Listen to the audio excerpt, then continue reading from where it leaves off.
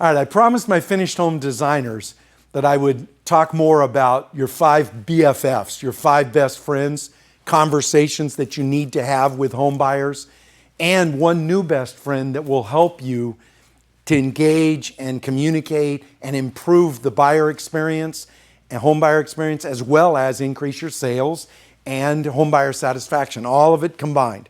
The 5 BFFs, the 5 conversations you need to have every time. And everybody's different, but these conversations, it's not a process, it's an engagement. These conversations need to happen, and they need to happen every single time to keep you and the home buyer focused in the right direction so that the results are always best for the home buyer.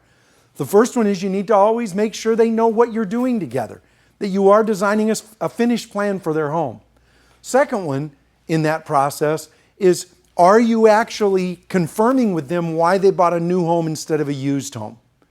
Because they'll forget and they'll cut corners. So are you having that conversation? Now you can already see I'm teasing you a little bit because there's a lot more to my workshops and the teaching of this.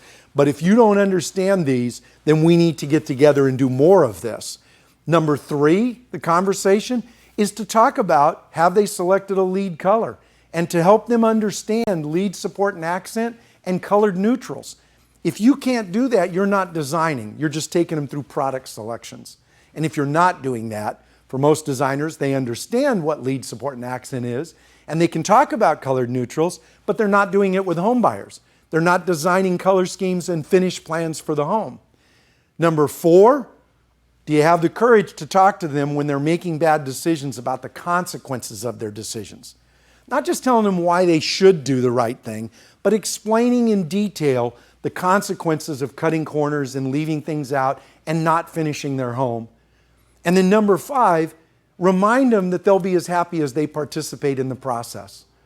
And then off of that, your 6th best friend, part of that participation is finding out who the note taker is and making sure as you're having a conversation that you're getting them to write down the things that they need to remember to be happy. Because in most cases, they're not going to see the things you work out as a plan for their home.